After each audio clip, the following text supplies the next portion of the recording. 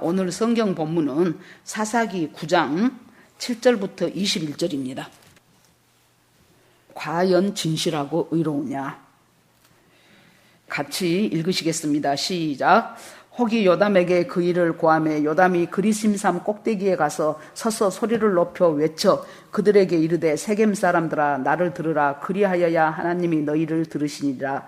하루는 나무들이 나가서 기름을 부어 왕을 삼으려 하여 감람나무에게 이르되 너는 우리 왕이 되라 하며 감람나무가 그들에게 이르되 나의 기름은 하나님과 사람을 영화롭게 하나니 내가 어찌 그것을 버리고 가서 나무들 위에 요동하리요 한지라.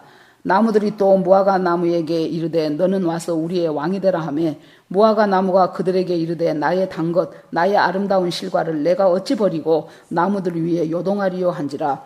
나무들이 또 포도나무에게 이르되 너는 와서 우리의 왕이 되라 하며 포도나무가 그들에게 이르되 하나님과 사람을 기쁘게 하는 나의 세수를 내가 어찌 버리고 가서 나무들 위에 요동하리요 한지라. 이에 모든 나무가 가시나무에게 이르되 너는 와서 우리의 왕이 되라 하며 가시나무가 나무들에게 이르되 너희가 참으로 내게 기름을 부어 너희 왕을 삼겠거늘 와서 내 그늘에 피하라. 그리하지 아니하면 불이 가시나무에서 나와서 레바논의 백향목을 살 것이니라 하였느니라. 이제 너희가 아비멜렉을 세워 왕을 삼았으니 너희 행한 것이 과연 진실하고 의로우냐? 이것이 여롯바알과 그 집을 선대함이냐? 이것이 그 행한 대로 그에게 보답함이냐? 아버지가 전에 죽음을 무릅쓰고 너희를 위하여 싸워 미디안의 손에서 저희를 건져내었거늘 너희가 오늘날 일어나서 우리 아버지의 집을 쳐서 그 아들 70인을 한 반석 위에서 죽이고 그 여종의 아들 아비멜렉이 너희 형제가 된다고 그를 세워 세겜 사람의 왕을 삼았도다. 만일 너희가 오늘날 여룻바알과 그 집을 대접한 것이 진실과 의로움이면 너희가 아비멜렉을 인하여 즐길 것이요 아비멜렉도 너희를 인하여 즐기려니와 그렇지 아니하면 아비멜렉에게서 불이 나와서 세겜 사람과 밀로 족속을 살을 것이요 세겜 사람과 밀로 족속에게서도 불이 나와서 아비멜렉을 살을 것이니라 하고 요담이 그 형제 아비멜렉을 두려워하여 달려 도망하여 브엘세바로 가서 거기에 거하니라. 아멘. 기도하시겠습니다. 하나님 감사합니다. 말씀을 주시는 분은 하나님이십니다. 하나님 아버지 이 시간 이곳에 임재하여 주시어서 하나님의 은혜 가운데서 말씀이 풀려지게 하시고 전하는 사람이나 듣는 사람이나 모두가 다 주 안에서 하나 되게 하시며 말씀 속에서 돌을 캐는 자가 되지 마시고 금을 캐는 자들이 되게 하여 주시옵소서. 하나님 말씀을 듣고 전하는 우리 모두 이 시간 우리 하나님 우리 각자의 마음을 주님께서 다스리시고 통치하시고 어루만져 주시어서 하나님 위로가 필요한 사람에게는 위로를 주시며 책망이 필요한 사람에게는 교훈을 주시고 하나님 저희들의 방향을 모르는 사람에게는 방향을 알 수 있는 분별력을 허락하여 주실 것을 믿습니다. 모든 것을 주께 올리고 우리를 구원하신 예수 그리스도 이름으로 기도합니다. 아멘. 인사하시겠습니다. 우리는 복받은 사람들입니다. 오늘 또 은혜 주실 줄 믿습니다. 예, 우리는 엊그제 총선을 마쳤습니다.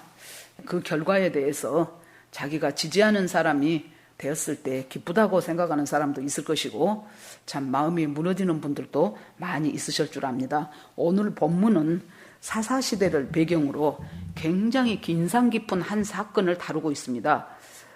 기드온이 미디안으로부터 나라를 구했죠. 사사시대는 우리가 다 알다시피 정말로 하나님께서 안식을 주시면은 그 안식 속에서 하나님을 배반합니다.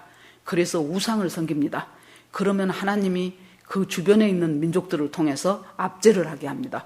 그러면은 그때 또 정신을 차리고 하나님 우리가 잘못했으니 우리를 구해주소서 구해주소서. 그러면 하나님께서 사사를 보내셔서 또 그 민족을 구하시고 그러면 그 땅에 다시 안식이 오고 평안이 옵니다.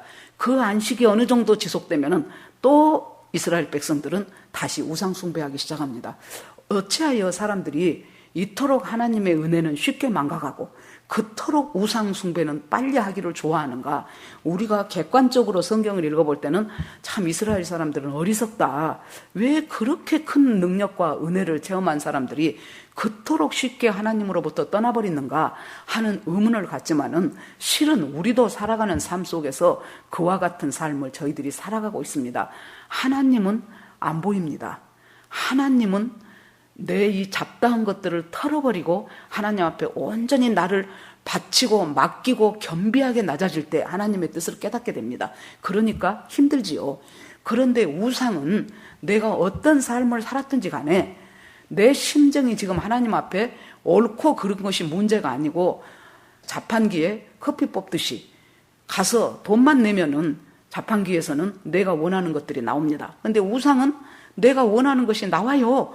그래서 우리가 우상을 섬기는데 하나님은 보이지 않고 지금 내가 살아가는 삶의 현실에서 해결해야 될 문제가 있고 또 받아야 될 복들이 있고 그것을 빨리빨리 하나님은 해결해 주지 않기 때문에 그것을 빠르게 응답해 줄 것 같은 우상을 찾게 되는 것이 그때의 이스라엘 백성이나 오늘 살아가고 있는 우리들이나 똑같은 상황 속에 처해 있다고 보시면 됩니다.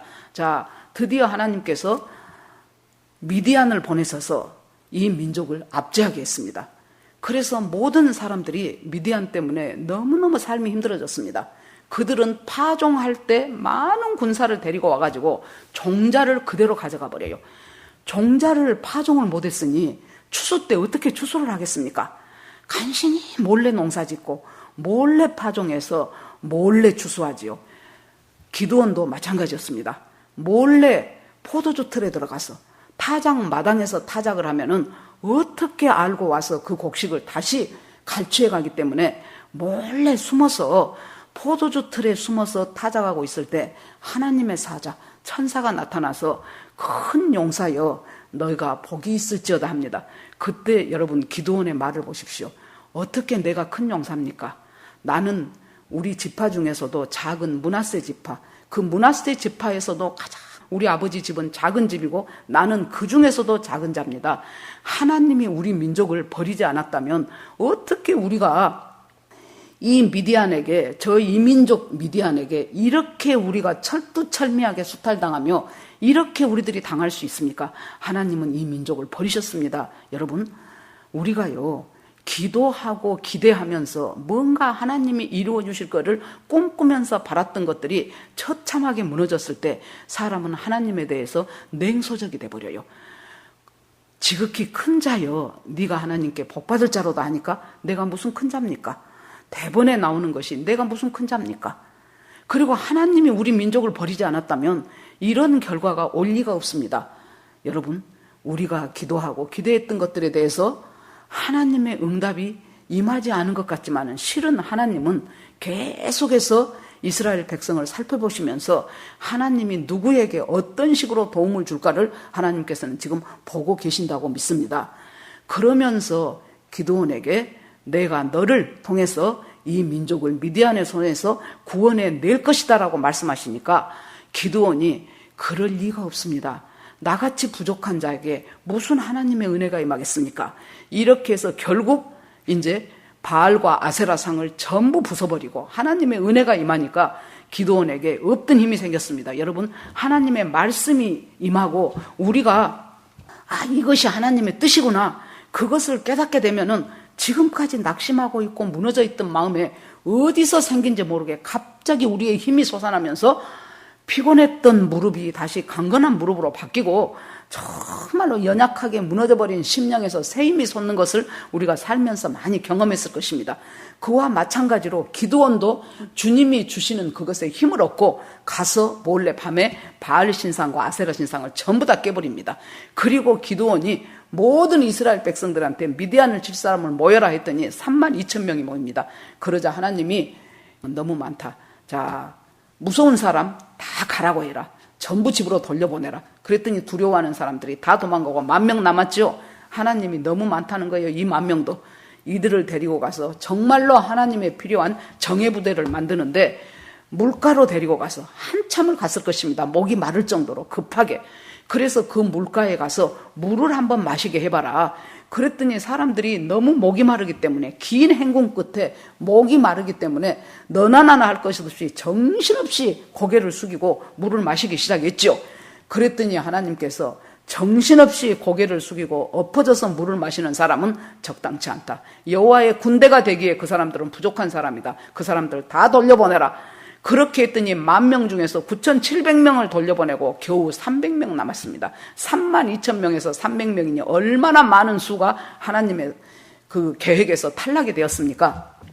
하나님께서 이 사람들이 바로 나의 용사다. 이 사람들은 그 목마른 목마름을 뒤로 하고 바로 그 앞에 물이 있는데도 고개 숙이고 정신없이 마시는 것이 아니고 물을 손으로 움켜쥐면서 전방을 주시하면서 저 전방에서 지금 혹시나 적이 오지 않는가.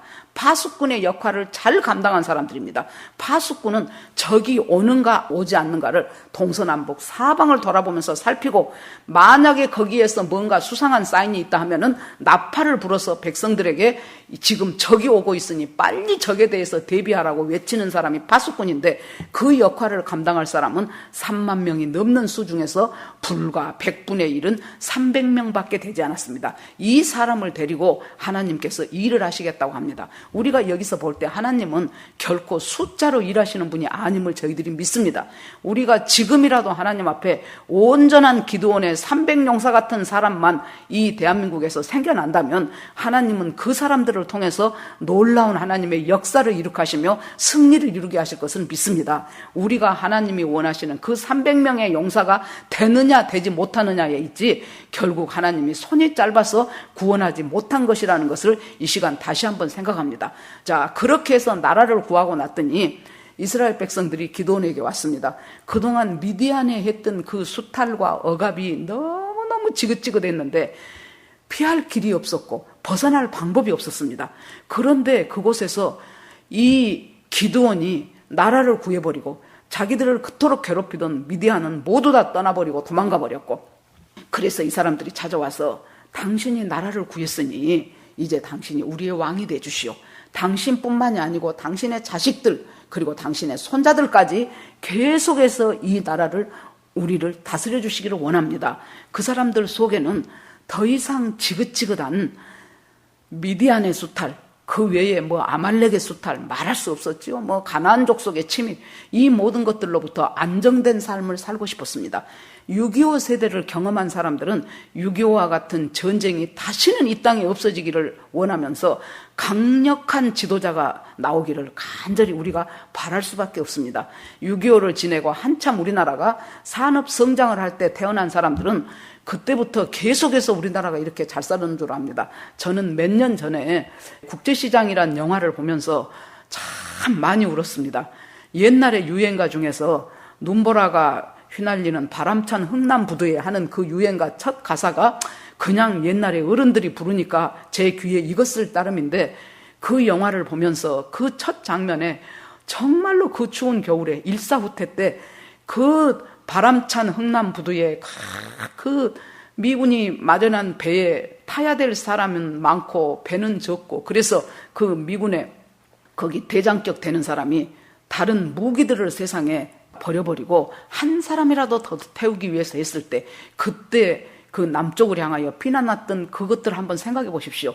그때부터 시작해서 우리 이 민족은 그 당시에 1945년 해방되고 6.25가 되기 직전 그 5년 동안의 세월 동안 우리나라는 지금보다 훨씬 더 공산 세력이 많았습니다. 그때 70% 이상이 공산 세력이었다고 합니다. 그래서 나라는 금방 공산화될 수 있었습니다.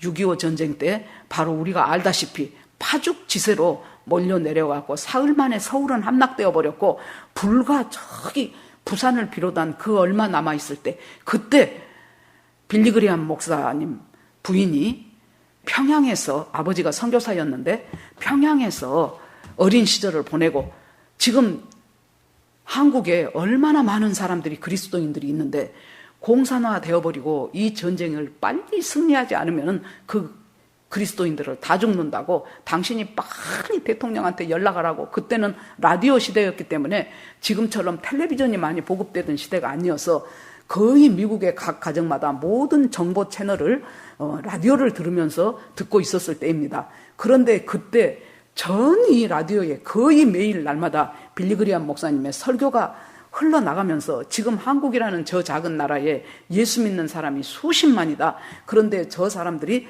적화되면 저 사람들부터 죽을 것이다. 지금 우리의 젊은이들이 가고 이 미국과 유엔이 도와서 빨리 전쟁을 승리로 이끌어야 된다고 굉장히 강력히 말하기 시작하고 당신이 지금 군대를 파견하지 않으면 당신은 역사에 한으로 기록될 사람이 바로 당신입니다 하는 소리를 듣고 부랴부랴 유엔을 열고 해서 지금 상임이사국 중에서 우리가 다 아는 얘기죠.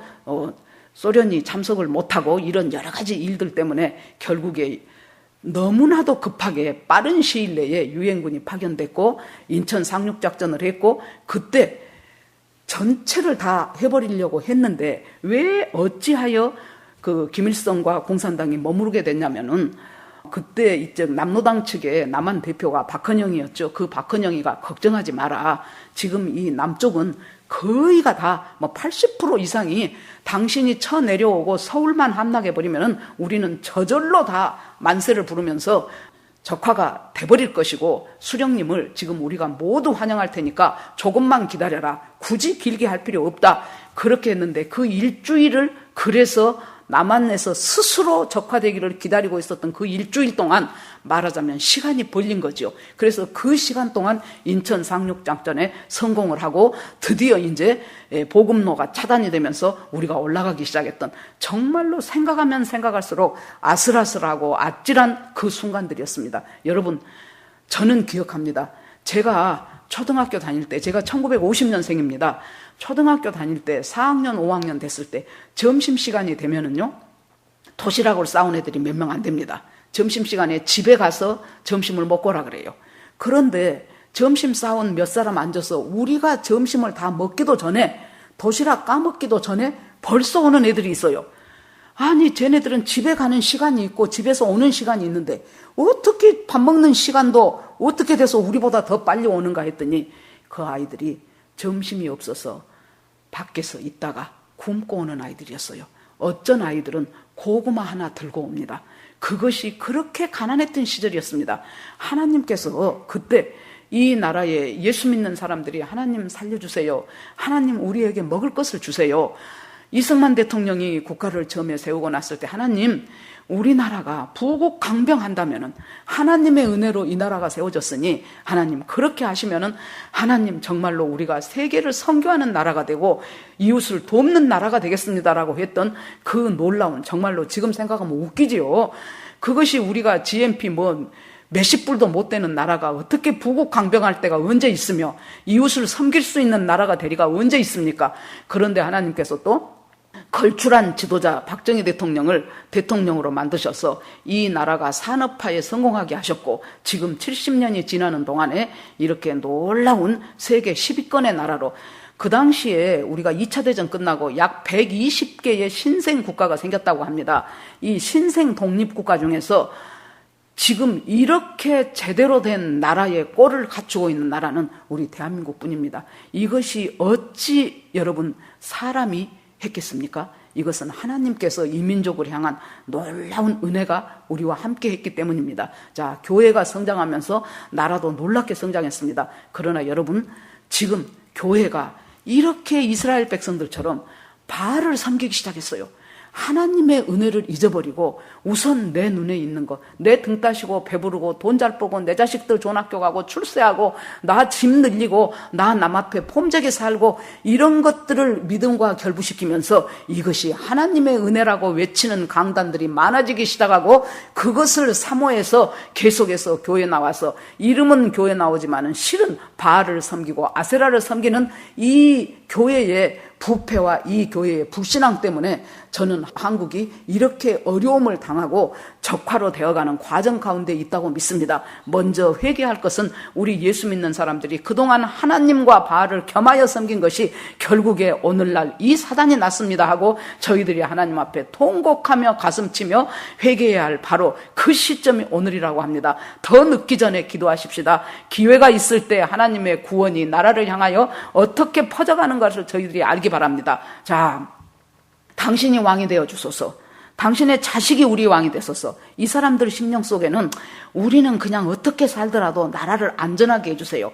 우리가 기도하는 속에 내 자신을 돌이키고 내 자신을 회개하려는 것보다도 나 그냥 안전하게 살고 싶으니까 이거 그냥 낮은 단계 연방계에서 김정은의 입김 속에서 이렇게 종교의 핍박을 받으며 사는 나라가 되지 않고 싶으니까, 그것이 두려우니까 안정되게 해주세요 한다면, 그것보다 먼저 선행해야 될 것이 우리가 하나님 앞에서 기도하면서 금식하면서 회개하면서 이 민족의 죄악이 바로 나의 죄이고 한국교회의 죄가 바로 나의 죄입니다. 파수꾼으로서의 역할을 감당하지 못했고, 분명하게 나팔을 불어야 될 때 희미한 나팔을 불었고, 제대로 된 나팔을 불어야 될 때 틀린 나팔을 불었고, 듣는 사람들도 내 사는 것이 너무 복잡하고 내가 관심 가는 것이 너무 잡다하기 때문에 아무리 경고의 나팔을 불어도 경고로 받아들이지 않고, 아무리 하나님의 음성을 들려줘도 음성이 스쳐 지나가 버렸던 우리 모두의 죄가, 믿는 사람의 죄가 오늘날 이렇게 한국을 어이없는 나라로 만들었다고 생각이 됩니다. 여러분, 그러자 기드온이 여기서 분명히 말했습니다. 이것은 결코 내가 잘나고 300명의 용사가 용감해서 전쟁에 이긴 것이 아니고, 이것은 바로 하나님의 은혜 가운데서 이 전쟁을 이긴 것이기 때문에 우리나라는 어떤 한 사람이 다스리는 나라가 아니고, 유명한 영웅 하나가 인기 있는 사람이 다스리는 것이 아니고, 바로 우리는 하나님의 다스림을 받아야 되기 때문에 나도 왕이 되지 않을 것이고 내 자식들도 왕이 되지 않을 것이라고 분명하게 자기의 입장을 밝힙니다. 여러분, 사람은 옆에서 자꾸 잘한다 당신이 나라를 구할 사람이요, 당신이 이 일을 할 적임자요, 이렇게 하다 보면은 우리도 모르는 사이에 그런가? 정말로 내가 해야 되는가? 그러면 하나님이 이때를 위해서 이 이스라엘 백성이 바로 하나님 앞에서 해방될 수 있는 기회를, 나를 왕을 삼기 위해서 하나님의 계획이고 섭리인가? 이렇게 되기가 쉽습니다. 그런데 기드온은 분명하게 말했습니다. 자기의 역할은 여기까지라고. 하나님의 뜻대로 내가 쓰임받고 하나님의 뜻대로 전쟁에 앞장섰던 것이지, 이 전쟁을 이기는 것은, 모든 전쟁은 여호와께 속하였다고 했는데 이것은 여호와께 속한 전쟁이기 때문에 우리가 승리할 수 있었다고 합니다. 그러자 그곳에서 기드온과 종 사이에서 태어난 서자 아비멜렉이 있었습니다. 이 아비멜렉이 생각해 보니까 자기 아버지 기드온이 희한한 거예요. 하겠다고 한 것도 아니고 모든 백성들이 와서 당신이 왕이 되어달라고 저렇게 간청을 드리는데도 거절하는 자기 아버지가 이해가 될 수 없었습니다. 왕이 되면 얼마나 많은 것이 나에게 주어지고 내가 얼마나 마음대로 획득할 것들이 많아지는데 어찌하여 저렇게 바보 같은 짓을 한단 말인가? 그렇게 하고는 자기 외가가 있는 세겜으로 갑니다. 그래서 세겜 사람들, 밀로 족속들을 전부 모아가지고, 자, 생각을 해보시오. 기드온의 나머지 아들 70명이 당신을 다스리는 것이 옳겠습니까? 아니면은 내 혼자 다스리는 것이 당신들이 더 통치받기가 편하겠습니까? 그리고 우리가 남입니까? 우리가 지금 같은 세겜 사람이지 않습니까? 같은 동양이지 않습니까? 우리가 피가 통하지 않았습니까? 아무리면 내가 왕이 된다면 내가 당신들 가만두겠습니까? 당신들한테 정말로 이익이 되도록, 당신들한테 떡고물 콩고물이라도 떨어지도록 내가 하지 않겠습니까? 70명의 아들한테 다스림을 받으면 오늘은 이 아들이 와서 이것 뺏어갈 것이고 내일은 저 아들이 가서 이것 탈환해갈 것이고, 그런 삶을 살겠습니까? 아니면은 내가 잘 봐주는, 우리 일가 친척들 잘 봐주는 내가 왕이 되는 것이 좋겠습니까? 이때 이 세겜 사람들이 생각해 봤어야 돼요. 기드온의 70아들은 자기 아버지의 뜻을 받들어서 한 번도 자기가 왕이 되어야 되겠다는 생각을 해본 적도 없어요. 자기 본분 지키면서 살고, 이 나라는 바로 하나님이 통치하고 하나님이 다스리고 하나님이 주인인 나라라고 그렇게 생각하며 살고 있는데, 아비멜렉이 와서 거짓으로 선동을 하는 거죠. 이 백성이 그러면은 이 말이 진실인가 거짓인가를 알아보기 전에 일단 이 사람이 하는 말 중에서 내가 이익이 되는 거, 야, 지금 아비멜렉은 혈연을 자극하고 지연을 자극하고 있습니다. 그래서 우리가 남이냐? 우리가 같은 세겜 사람 아니냐? 그리고 또 우리가 같은 지역 사람이고 같은 일가 친척이고 피들이 통했는데, 맞아, 제가 왕이 된다면 분명히 우리한테 뭔가 더 좋아지겠지. 우리한테 떨어지는 이익이 있겠지. 그러고는 바알브릿의 묘에 가가지고 은 70개를 갖다가 이것 갖고 당신의 활동 자금으로 쓰시오. 이것으로 정치 자금을 삼으시오. 그렇게 했더니 그것을 가지고 조폭들을 사가지고 한꺼번에 기드온의 아들, 자기의 경쟁 대상이 될 수 있다고 생각되는 그 사람들은 경쟁할 생각도 하지 않습니다. 경쟁 대상이 되겠다고 생각했던 그 다른 아들들 이복 형제 70명을 한 자리에서 다 죽여버리고 자기가 왕이 됩니다. 그때 요담이라는 말제 아들이 어떻게 해서 간신히 목숨을 구해서 도망을 갔습니다. 자, 그리고 이 아비멜렉은 이스라엘의 왕이 됩니다. 세겜에서 왕이 됩니다. 자, 이 사건은요, 이스라엘 역사 사사기 중간기에 있어서 굉장히 놀라운 사건입니다. 이 사건을 통해서 이스라엘의 역사는 엄청나게 후퇴했을 것입니다. 그 있는 힘을 다해서 이렇게 이루어진 이 하나님의 나라가 여기에서 많은 어려움을 겪게 되고 뒤로 물러갔습니다. 여러분, 역사는 반복됩니다. 역사를 통해서 배우지 않는 민족은 소망이 없습니다. 지금으로부터 한 100 얼마여 년간에 구한말 시대였지요. 여러분, 고종 때를 보세요. 우리나라가 망하게 된 근본적인 원인이 뭐였다고 생각합니까? 시세를 잘 알지 못했어요. 하나님의 뜻이 뭔 줄을 몰랐어요. 이 세상은 우리 하나 잘 살아갖고 되는 것이 아닙니다. 국제관계 속에서 이 나라가 그 전에 우리 교회에 오셨던 데이비차 선교사가 했던 설교 가운데 생각이 납니다. 그 당시에 영국이 패권을 잡고 있었습니다. 물론 미국이 독립을 해서 살아가고 있었지만은 그 당시에 패권은 그래도 영국이었습니다. 영국이 러시아의 세력이 계속해서 이 동쪽 아시아라든가 동남아 쪽으로 진군하는 것을 원치 않았습니다. 그렇게 하고 있는데 거기까지 가려니 자기들이 너무 힘이 미쳐요. 거기까지 너무 힘들어요. 그러고 있을 때 그것을 눈치챈 일본에서 영국한테 사신을 보내고 편지를 보냅니다. 우리가 러시아와 중국을 잘 막아주겠다. 러시아를 막아줄 테니까 우리를 믿고 응원해달라. 그렇게 된 가운데서 일본은 우리를 쳐들어옵니다. 그런데 그때 일어났던 사건이 우리 학교 다닐 때 배웠지요. 이제 계속해서 그 속에서 너일전쟁, 청일전쟁 이런 것들이 일어나면서 이제 나라가 점점 구한말 때 어려워지니까 청나라를 섬겨야 된다, 아니면은 러시아를 섬겨야 된다, 이런 속에서 이것이냐 저것이냐 우왕좌왕하고 있을 때 그때 한 사람이 지금 이렇게 불안하니 경복궁, 덕수궁 그런 데 계시지 말고 러시아 공사관으로 옮겨서 안전하게 집무를 하십시오. 그래서 러시아 공사관으로 집무를 옮겼던 시간이 약 1년 정도 된다고 합니다. 그것을 우리가 아관파천이라고 배웠지요. 우리 일반 백성들이 생각할 때는 아니 황제가 경복궁에서 근무를 하든지 덕수궁에서 근무를 하든지 우리는 아무 상관이 없어요. 그냥 농사짓고 잘 살아가면 돼요. 그러나 국제적인 것에서 볼 때는 아하, 저 조선이라는 나라가 이제 러시아와 동맹을 맺고 러시아의 세력이 이 한반도 끝까지 가게 된다면, 그렇게 된다면 위험하다라고 생각하고 있을 때 일본의 청을 받고 그러면 우리가 밀어줄 테니 너희들이 한번 러시아의 세력을 막아봐라. 그래서 생긴 것이 러일전쟁 아닙니까? 그러면서 결국 우리는 일본의 발 앞에서 한일 합방까지 이루어가는 그 역사를 우리가 통해서 배우고 있습니다. 지금 우리가 어떤 상황에 있습니까? 100여 년이 지난 지금 이 시점에 우리 역시 똑같은 시대를 지금 살아가고 있습니다.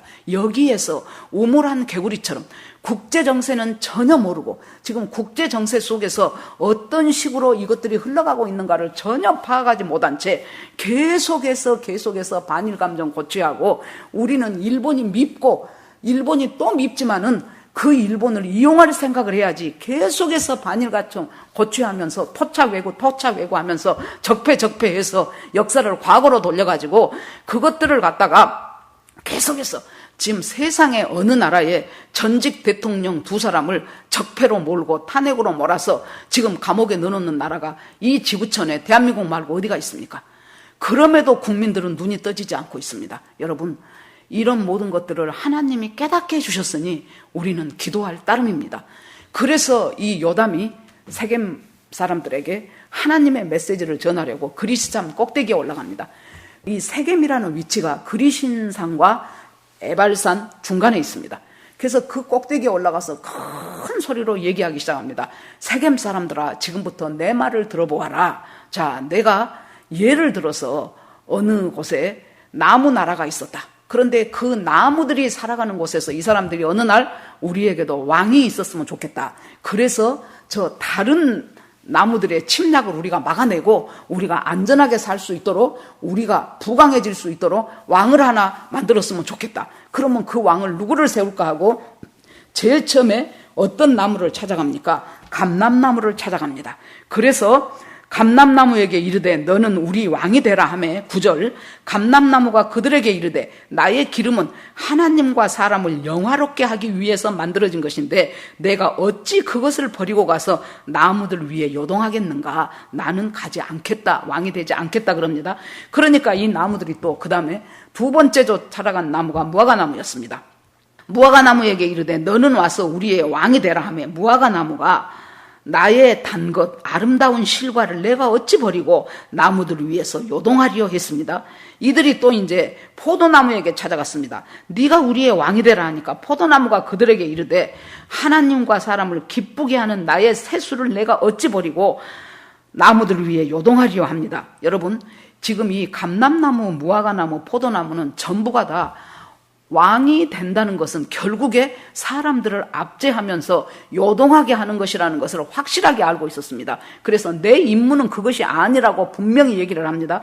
그러자 이 나무들이 첫 번째, 두 번째, 세 번째 될 만한 사람한테 말했더니 전부 다 자기 임무가 따로 있다고 거절을 해서 이제는 에이 하겠다는 사람 하자 하는 식으로 가시나무를 찾아갑니다. 가시나무에게 이르되 너는 와서 우리의 왕이 되라 하매 가시나무가 나무들에게 이르되 너희가 참으로 내게 기름을 부어 너희의 왕을 삼겠거든 내 그늘에 피하라. 얼른 들어보면은 내가 너희를 보호해 주겠다는 말처럼 들리지요. 내 그늘에 피하라. 아닙니다. 내 발 앞에 굴복하라는 얘기입니다. 너희가 내가 왕이 되기를 원한다면 너희는 내 발 아래 굴복해라. 만약에 그러지 않으면은 나에게서 불이 가시나무에게서 나와서 레바논의 백향목을 다 불사를 것이다. 레바논의 백향목하고 가시나무는 이것은 게임이 안 되는 나무죠. 레바논의 백향목은 정말로 고급 수종으로 좋은 건축을 할 때 다윗의 왕궁을 지을 때라든가 이럴 때 레바논의 백향목을 가지고 와서 그 좋은 건물의 재료로, 건축 자재로 삼았습니다. 그런데 가시나무가 만약에 나한테 굴복하지 않으면은 레바논의 백향목까지 다 자기가 불태워버리겠다는 거예요.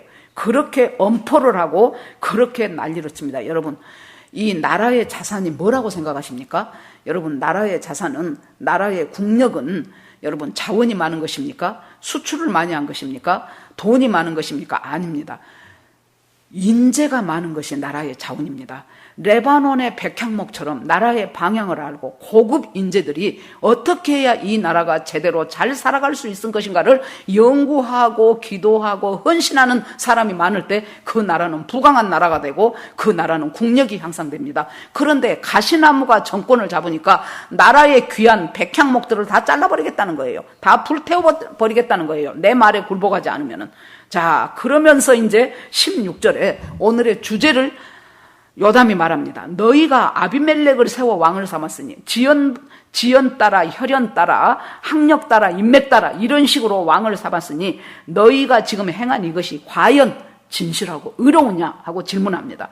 너희들이 지금 이 세겜에서 아비멜렉을 왕으로 삼은 것이 자기 형제 70명을 한 반석에서 쳐 죽여버린 그 아비멜렉을 왕을 삼은 것이 과연 너희가 진실하고 의롭다고 생각하느냐? 이것이 우리 아버지가 죽음을 무릅쓰고 미디안의 손에서 너희를 건져낸 것에 대한 보답을 이렇게 하고 있느냐 하고 말하면서 결국에 나중에 아비멜렉에서 불이 나와서 세겜 사람 너희들을 살을 것이고 너희들 또 불이 나와서 너희들 또 밀로 족속에게서 불이 나와 아비멜렉을 사르게 될 것이다. 즉 세겜과 아비멜렉이 한편이 되었는데 그들이 서로 분열하여 서로가 죽고 죽이는 그런 처참한 꼴을 당하게 될 것이라고 저주의 예언을 하고 도망을 갑니다. 자, 이것은 하나의 우화입니다. 아비멜렉이 정말로 자기 아버지가 죽고 나서 이 땅에서 행해졌던 아비멜렉의 그 놀라운 그 거짓과 횡포를 보면서 요담이 드디어 세겜 사람들에게 각성을 촉구하고 우리가 무엇을 잘못했는가를 깨닫게 해주기 위해서 그리심산 꼭대기에서 외쳤던 하나의 우화에 불과하지만은 우리가 이 우화를 통해서 민족이 나아갈 방향과 나라가 나아갈 방향을 어떻게 잡아야 될 것인가를 우리가 분명히 알아야 될 필요가 있다고 생각이 됩니다. 자, 그러면은 여기에서 이 정권력에 눈이 먼 지도자와 잘못된 생각 속에 빠져있는 이 사람들을 향하여 역사는 반복이 됩니다. 이 역사로부터 배우지 못하면은 우리는 이 민족은 소망이 없습니다. 자, 그러면은 이 두 그룹, 나무는 네 나무지만은 실은 감람나무, 무화과나무, 포도나무는 똑같습니다. 그래서 첫째 한 그룹으로 매기고 두 번째 가시나무를 따로 분리해서 생각을 해봅시다. 자, 첫째 그룹은 기드온과 그의 아들들을 상징하지요. 두 번째는 가시나무는 아비멜렉을 상징합니다. 그러면 이 두 나무의 그룹들의 차이점이 도대체 어디가 있는가를 한번 이 시간 저희들이 살펴보겠습니다. 첫째, 하나님 중심의 삶을 사는가 아니면은 자기 중심의 삶을 사는가가 이 두 그룹을 갈라놓은 첫 번째 차이점입니다. 기드온과 그의 아들들은 하나님 중심으로 살았어요. 왕이 돼달라 그러니까 아이고 왕이 되는 것이 중요한 것이 아니고 내가 하나님이 나에게 주신 귀한 것들을 잘 활용해서 하나님과 사람에게 기쁨을 주고 유익을 주는 것이 내 일입니다 하고 거절을 했습니다. 그래서 이 첫 번째 그룹의 나무들은 하나님 중심의 삶을 살고 그 귀한 것으로 이웃을 섬기는 이웃 중심의 삶을 살았습니다. 여러분 4월 15일에 우리는 선거를 했지만은 북한은 4월 15일이 김일성 태어난 태양절이었습니다. 한마디로 말해서 태양신 섬기고 있다는 얘기입니다. 자, 여러분 지금 이런 속에서 우리가 세겜 사람처럼 제대로 분별되지 못하는 그 선전선동에 넘어가서 정말로 아비멜렉의 저주를 당하는 그런 일들이 없어지도록 지금이라도 돌이키는 역사가 필요합니다. 하나님 중심의 사람인가 아니면은 자기 중심의 사람인가? 여러분 인본주의는요 결국에 가서 달콤하고 내 이기주의와 결부될 수밖에 없고 그렇게 돼서 결국에 가서는 공산주의와 사회주의를 낳을 수밖에 없습니다. 저 사람이 있는 힘을 다해서 열심히 해서 저렇게 돈을 벌었구나. 저 사람이 나 잠잘 때 잠자지 않고 열심히 공부해서 인류대학 들어갔구나. 그렇게 생각을 한 것이 아니고 갖다 끌어내려야 돼요. 저 돈 내 돈 뺏은 것 같은 거예요. 그래서 그거 끄집어내려서 우리가 나눠 쓰자. 그 다음에 저 사람 있는 힘을 다해서 좋은 학교 들어가서 좋은 직장 들어갔다. 안 돼. 저것들 다 끌어내려. 그리고 모두가 다 똑같이 월급 받자. 여러분 이런 사회가 얼마나 가겠습니까? 이것이 바로 가시나무가 통치했던 아비멜렉이 통치했던 나라의 꼴이 그렇습니다. 자, 이 가시나무는 15절에 보니까요. 너희들이 내가 참으로 왕이 되게 하겠으면 내게 기름 부어라. 내 그늘에 피해라. 나에게 굴복해라. 자, 첫 번째 그룹의 세 나무가 하나님 중심이었다면 이 가시나무는 전부 나예요. 나.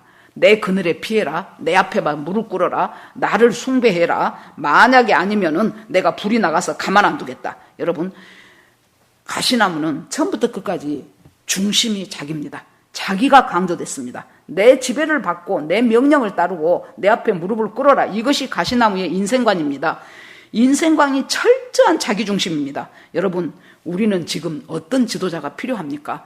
정말로 하나님의 사명을 잘 붙들고 주님 앞에서 하나님을 기쁘게 하고 이웃을 섬길 수 있는 그런 지도자가 필요한 때입니다. 마음과 뜻과 성품을 다하여 주 너의 하나님을 사랑하고 이웃을 사랑하라는 그 마인드가 조금이라도 있는 사람이 지도자가 되어야 됩니다. 지금 우리는 어둡고 낙담된 절망적인 상황에 있습니다. 이 심령에 정말로 흑암이 운행하고 있었던 그 창세기 1장처럼 혼돈 가운데 있었던 그곳에 하나님이 빛이 있으라 하심에 빛이 있었던 것처럼 지금 우리의 심령과 이 나라의 영적인 어둠과 혼란을 향하여 하나님께서 빛을 보내주실 것을 믿습니다. 빛이 있으라 하심에 하나님 빛이 있었습니다. 이 나라의 영적인 기류가 바꾸게 하시고 하나님 그러기 위하여 우리 믿는 사람들이 더욱더 하나님 앞에 누군가를 원망하고 누군가를 저주하는 것이 아니고 낙심하고 절망하는 것이 아니고 하나님 주님의 뜻이 어디에 있습니까? 우리가 어떻게 해야 되겠습니까? 하면서 하나님 앞에 무릎을 꿇고 겸손하게 나가는 것이 우리가 해야 될 일이라고 봅니다. 자, 두 번째, 첫 번째 그룹과 두 번째 그룹의 차이점은 뭡니까? 자신을 아는 것과 모르는 것의 차이라고 봅니다. 이 세 사람들은 전부 다 자신을 알았어요. 처음에 감람나무에게 가니까 감람나무가 뭐라 그래요? 내 일은 기름을 내는 일이라는 거예요. 감람나무 열매가 익어서 기름을 내면은 여러분 제일 처음에 짠 그 순수한 제일 맑은 기름, 그 기름을 어디다 썼습니까? 성소에 가서 등을 밝히는데 그 기름을 계속 공급했습니다. 그래서 성소를 밝게 해줘야 돼요. 빛이 꺼져버리면 어둠이에요. 그래서 제사장들은 계속해서 밤에 잠을 안 자고 순번을 짜서 돌아가면서 그 기름이 제대로 들어가는가를 보면서 등불을 밝혔던 사람이 그 땅의 제사장들이었습니다. 이 일을 하기 위해서 이 감람나무가 생겼다는 거예요.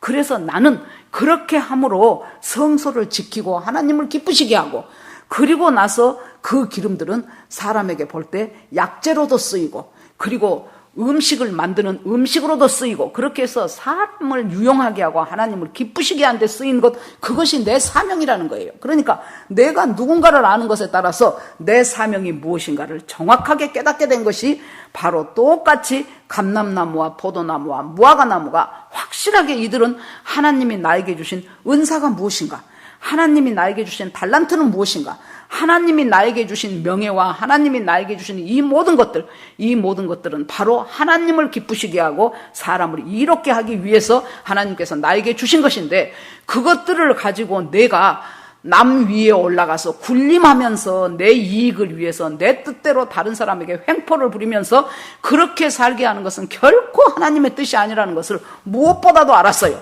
내가 어찌 나무들 위에 가서 요동하겠냐는 거예요. 그 나무들을 괴롭히면서 그 사람들 거 뽑아서 내 것 만들고, 나는 그런 삶을 살고 싶지 않다고 자기 자신에 대해서 분명히 알았습니다.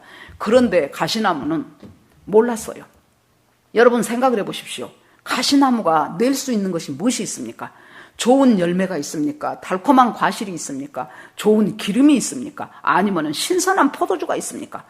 얘네들이 해야 될 일은 여러분 뭐라고 생각됩니까? 자, 어떤 포도원이라든가 어떤 농장이 있을 때 그 가에 사나운 짐승이 와서 곡식이나 과실을 엉망으로 만들지 않도록 울타리 쳐주는 일에 가시나무가 쓰임을 받아야 돼요. 필요하니까 하나님이 가시나무도 만들었지요. 울타리를 치는 일을 해야 돼요. 그래서 이 포도원에 포도가 잘 열려도록 사나운 짐승이 뚫고 들어오고 여우가 와서 다 흩어버리고 없애버리고 열매 따먹어버리고 그렇게 하지 않도록 그것을 높이 싸서 그것들을 보호해주는 것이 가시나무 일이었어요. 근데 가시나무는 자기가 해야 될 사명을 깨닫지를 못했어요. 자기가 무엇을 하려고 하나님이 이 땅에 보내줬는가를 알 수가 없었어요. 그렇기 때문에 결국에 가서 자기가 깜냥도 안 되면서 내가 왕이 되었다고 나온 거예요. 그래서 왕이 되었다고 나오는 그 순간부터 자기를 비롯해서 모든 백성들을 고통 속에 몰아넣는 일이 바로 이 가시떨기가 했던 잘못된 판단이었습니다. 세 번째 우리가 생각해 볼 수 있는 것은 섬기는 자세냐, 지배하고 부리고 압박시키는 자세냐, 이것에 따라서 다르다고 봅니다. 첫 번째 세 나무들은 여러분 보다시피 전부 다 뭐라 그렇습니까? 나에게 이 아름다운 과일은 바로 사람들에게 유익을 주기 위해서. 여러분 무화과나무 보세요. 무화과나무는 이스라엘의 가로수와 같은 것입니다. 사람들이 길 가다가 배고파요, 피곤해요. 그러면은 앉아서, 무화과가 한 번만 열린 것이 아니죠. 이스라엘은 날씨가 따뜻하기 때문에. 그러면 길가에 있는 무화과 따서 그것을 몇 개 먹고 다시 힘을 얻고 휴식을 취하고 그리고 나서 또 갈 길을 갑니다. 이것이 무화과나무는 자기가 해야 될 일이라는 것을 알고 있었습니다. 그래서 하나님이 나에게 주신 이 귀한 열매는 바로 이웃을 섬기라고 주신 것이라는 것을 알았어요. 포도나무도 하나님이 나에게 주신 이 귀한 열매로 신선한 포도 주스를 만들어서, 거기는 땅이 이렇게 물 마음대로 먹을 수 있는 곳이 아니었기 때문에 거의 포도주는 우리가 생각하는 농도 짙은 술이 아니고 포도 주스라고 보면 돼요. 포도즙이라고 보면 돼요. 그래서 목마른 사람을 신선하게 해주고 영양을 공급해주는, 그리고 당분을 필요를 채워주는 이런 역할을 하는 이 귀한 것을 내가 어찌 버리고 그리고 가서 사람들 위해 요동하겠느냐고 말합니다. 여러분 보십시오. 이들은 자기에게 지금 주어진 것들, 기름이 주어진 감람나무가 있었고 포도즙이 주어진 포도나무가 있었고, 그리고 달콤한 열매로 지나가는 사람들의 식욕을 그리고 배고픔을 채워줄 수 있는 무화과 열매가 있었고, 이 나무들은 전부가 다 뭐예요? 하나님이 내게 주신 것이 이웃을 섬기는 데 사용하라고 줬다는 섬김의 욕구가 강했던 사람들이에요. 그리고 섬기면서 하나님을 기쁘시게 한다는 것을 알고, 이 섬김이 하나님을 기쁘시게 하고 이웃을 살찌게 한다는 것을 알고 이 사명이 굉장히 소중하다는 것을 깨달은 사람이 바로 이 첫 번째 그룹에 있는 나무들이었습니다. 자기에게 주신 은사를 알았고 그 은사를 잘 활용해서 자기의 사명을 알았습니다. 2달란트, 5달란트 받은 사람처럼 열심히 장사해서 많은 것을 남겼던 사람들입니다.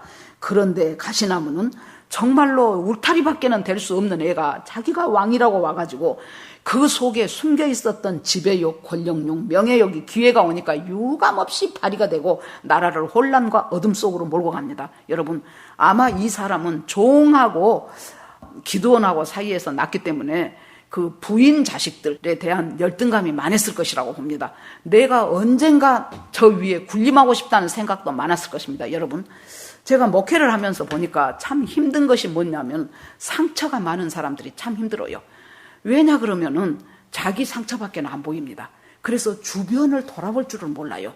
그러고는 그 상처대로 밀고 나가기 때문에 주변에 있는 사람들이 참 힘들고 어렵습니다. 이 사람도 분명히 저는 상처가 있었을 것입니다. 정식 부인의 자녀가 아니었기 때문에 사람들한테 에이 하고 무시도 당했을 것이고 뭔가 자기 나름대로 자기 재주가 있는데 그 재주가 인정받지 못했을 수도 있고 그렇기 때문에 언젠가 기회가 오면은 내가 저 사람들 위해서 군림하리라 하고는 갔다가 기회가 왔다 싶으니까는 다른 형제들 지금까지 열등감에 짓눌려 있었는데 그 자기보다 더 낫다고 생각하는 형제 70명을 바로 조폭들 사가지고 한꺼번에 죽여버리는 이런 만행을 저지르고 말았습니다. 자, 보십시오. 이제 한 가지 더 생각해 보겠습니다. 이 첫 번째 그룹에 속했던 그 무화과와 감람나무와 포도나무들은 참 생산적인 삶을 살았습니다. 이 사람들은 열매를 맺었지요. 끊임없이 거기다가 또 좋은 기름을 냈지요. 그런데 가시나무는 일단 형제 70명부터 죽이는 일부터 시작하지요. 사람이 세우기는 어려워요. 그런데 무너지기는 쉽습니다. 여러분, 우리 살아가는 개인도 그래요. 옛날 우리말에 부자가 3대를 못 간다는 말이 있지 않습니까? 참 떵떵거리고 살았는데 지금은 어떻게 되었는지도 모를 만큼 정말로 어렵게 사는 사람들이 얼마나 많습니까? 여러분, 세우는 것은 어렵습니다. 그러나 무너지는 것은 쉽습니다. 자, 첫 번째 그룹의 나무들은 다 생산적인 삶을 살았습니다. 우리가 생산적인 삶을 산다는 것은 어떻게 해서든지 한 사람이 믿음 안에서 서가는 것, 그것을 음으로 양으로 돕는 것이 생산적인 삶입니다. 돈 많이 버는 것이 생산적인 삶이 아니고 그것은 결국 하나님이 돈을 많이 주고 명예를 주고 나에게 권력을 줬다. 그러면 그것을 가지고 죽어가는 사람들을 살리는 데 사용하라고 하나님이 자료를 주신 거예요. 그렇기 때문에 생산적인 삶이라는 것은 정말로 내 주변에 있는 믿음하고 상관없이 살거나 아니면 연약해서 믿음으로 일어나지 못하는 사람들, 그 사람들에게 힘을 주고 용기를 주는 그 일이 생산적인 삶입니다. 그런데 가시나무는 그것하고는 전혀 상관이 없고 나한테 와서 굴복하라는 거예요. 중상모략으로, 거짓으로, 선동으로, 지연과 확연과 인맥과 열맥과 이런 모든 것들을 이용해가지고 자기가 왕만 되면은 그 다음부터는 이 백성을 마음대로 자기 마음대로 할 수 있다고 생각했던 것. 여러분, 나는 지금 내 가정의 역사를, 내 개인의 역사를 세우고 있습니까? 아니면은 내 가정을 무너지게 하고 있습니까? 나는 생산적인 사람입니까? 파괴적인 사람입니까? 이 무너지게 하는 사람 뒤에는 반드시 사탄의 역사가 있다고 보시면 됩니다.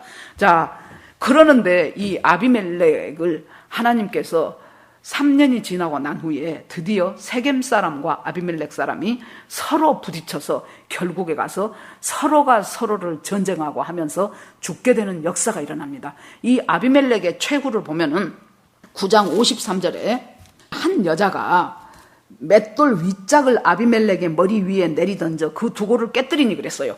그래서 서로 간에 이제 싸움이 나고 성중에 이제 견고한 망대에 가서 숨고 싸우고 죽이고 하는 이 이제 자기들 속에 이제 자중질환이 일어났죠. 그럴 때 아비멜렉이 망대 앞에 이르니까 그 망대 문에 가까워서 그 성을 전부 불사르려고 하니까 한 여인이 그것을 보고 맷돌 윗짝을 아비멜렉의 머리를 향해서 쳤어요. 여러분, 여자가 맷돌 윗짝이 무겁습니다. 그 무거운 것을 쳤는데 정확하게 아비멜렉의 머리로 떨어지기가 쉽지 않아요. 거기서 조금 옆으로 비껴 1m 30cm만 옆으로 비껴도 아비멜렉은 안 맞았을 것입니다. 그런데 하나님의 손길이 함께하니까 정확하게 아비멜렉의 머리 위에 떨어져서 머리가 깨져요. 그런데 웃기는 것이 이 아비멜렉이 죽으면서 뭐라 그래요? 자기 병기든 소년, 호위병이죠. 그 소년한테 야, 내가 여자가 던진 맷돌에 맞아서 죽었다는 소리 듣기 싫으니까 네가 칼로 나를 치라고 합니다. 이 아비멜렉의 인간성과 아비멜렉의 가치관이 여실히 드러나고 있습니다. 도저히 왕이 될 제목이 아니고 왕이 될 깜냥이 아닌데 이 어리석은 국민들이 왕으로 세워놓으니까 이 세겜 사람들이 이 아비멜렉과의 전쟁을 통해서 얼마나 많은 세겜 사람들이 죽었고 얼마나 많은 사람들이 생명을 잃고 목숨을 잃는 역사가 일어났겠습니까? 얼마나 많은 재산은 또 손해가 났겠습니까? 여러분, 이 말씀을 맺으려고 합니다. 우리가 진정으로 감람나무, 포도나무, 무화과나무와 같이 섬기는 삶, 예수 그리스도께서 마태복음 20장에 인자가 온 것은 섬김을 받으려 함이 아니요 도리어 섬기려 하고 자기 목숨을 많은 사람의 대속물로 주려 하기 위해서 인자가 왔다고 말씀합니다. 여러분, 날이면 날마다 생산적이고 창조적인 삶을 살기를 하나님은 저희들에게 원하고 계십니다. 누군가에게 믿음을 불러일으키고 내 자신과 내 가족이 신앙 안에서 굳건히 세워지는 건설적이고 창의적인 삶, 생산적인 삶을 살기 위해서는 우리가 성령의 세미한 음성을 듣고 성령의 인도를 받기를 위해 내 자신이 겸손하게 주님 앞에 머리를 숙이고 무릎을 꿇는 것밖에는 다른 방법이 없습니다. 그리고 하나님의 능력이 그렇게 될 때 내 인생과 내 삶에서 펼쳐지기를 구해야 돼요. 우리가 한 번 왔다 가는 인생입니다. 이 내 인생 가운데서 내가 집중적으로, 우리는 인간이기 때문에 눈에 보이는 것들이 먼저 눈에 들어와요. 내 친구가 나하고 비슷하기 시작했는데 저 친구가 부자가 됐다. 저 사람이 나하고 같이 들어갔는데 저 사람은 계속해서 승진을 해서 올라가고 있다. 뭐 여러 가지 것들. 내 자식은 지금 막 재수 삼수 해가며 제대로 된 대학 하나도 못 들어가고 있는데 저 집 자식은 그냥 사람들이 가고 싶어하는 대학에 아들도 딸도 쑥쑥 들어간다. 이럴 때 열등감 속에 빠지기가 쉽습니다. 그러나 여러분 보십시오. 우리가 추구해야 될 것이 성령의 세미한 음성. 내 삶이 창조적인 삶이 되기를 원하십니다. 하나님은 생산적인 삶이 되기를 원하십니다.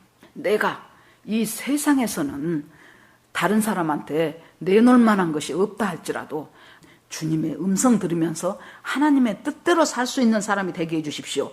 성령의 세미한 음성을 듣고 인도를 받으면서 나를 들이십시오. 그러면은 우리가 지금 어떤 위치, 어떤 자리에 있든지 간에 하나님의 능력이 내 인생과 삶에서 펼쳐지기를 구하십시오. 우리 조국 대한민국에 이런 지도자들, 감람나무 같고 무화과나무 같고 포도나무 같은 이런 지도자를 일으켜주시라고 이제는 우리가 또 기도해야 될 것입니다. 지금 국회의원으로 뽑힌 사람들 그런 지도자들로 바꿔주시라고 우리가 기도해야 될 것입니다.